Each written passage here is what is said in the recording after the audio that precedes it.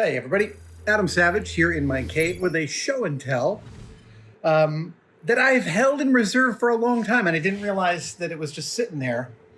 A lot of you have asked about my tenure at Industrial Light and Magic and the kind of model making I did there, and I have shared many stories about what it was like.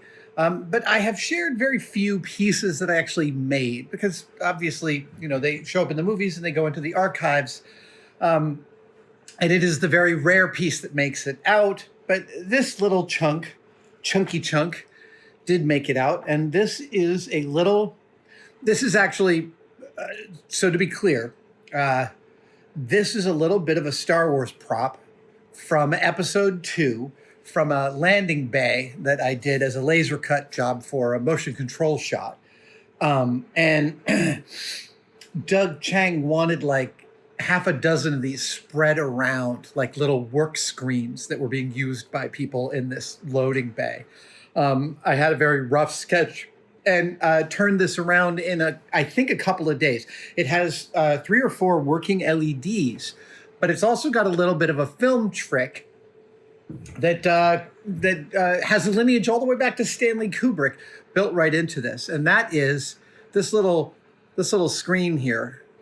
I'm going to show you in close-up too, but if you look at so you can see this, like, that's a laser cut part, that's a cast Greebly from the Greebly room, so are these. This was a guy in Marin who actually had an injection molding machine he made. Oh, no, I'm sorry, that's a Tamiya. That's a Tamiya piece. Careful viewers might notice some key Star Wars pieces. So some of this wiring was actually real. There's 2 bulbs here and 1 here.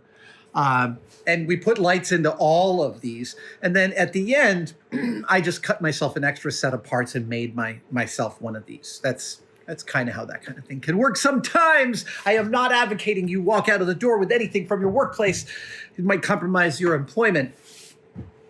I took this risk low 20 plus years ago, and I still have it to show you. So what's cool about the little screen here, you might notice it seems to glow quite brightly. And even brighter if I put the light directly behind the camera lens. This is Scotch light. So this is reflective material. It is effectively a retro reflector, like your bike reflectors. And a retro reflector is simply the term for a reflector that always reflects back to the viewer's point. So if you notice, like, it doesn't dim when I change it, and that's because of the light coming.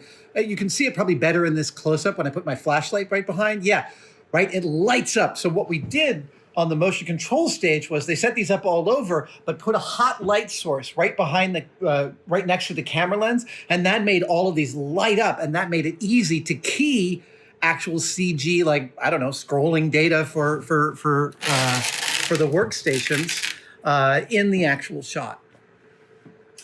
This was my favorite kind of model work. I loved it when I would get something like this. Like, hey, we need 11 of these in the next 24 hours. Can you jump into it and do it? And there's just nothing more fun than getting to be that guy, to be on that team, to crunch, crack your knuckles, jump in, and like 24 hours later, show up with a bunch of painted pieces. And I think these were sent to the paint room to actually do the final paint finishing on. You could see a couple of different silvers going on some of the paint pieces. You can even see, if you look up close, some of my milling marks. I mean, I basically turned this into, let's see, those were laser cut parts that were glued onto a casting. So that was a casting, and we sent those to the mold room as 2 separate parts. They made up a bunch for us. I made these little laser cut frames that went on the front because that was the business end and it wanted to be nice and crisp. That saved the mold makers a little bit of time. And then, yeah, all of these went to, yeah, you can actually see, now I understand. This is actually my original. This is actually my original because it's wrench shape, not cast resin. So this was the master that I made for the mold room, and then kept it and finished it for myself. Yeah. I'm not saying I was following company policy. You're going to have to forgive me, ILM. I just really wanted a piece of my work to show people, Again, I am not advocating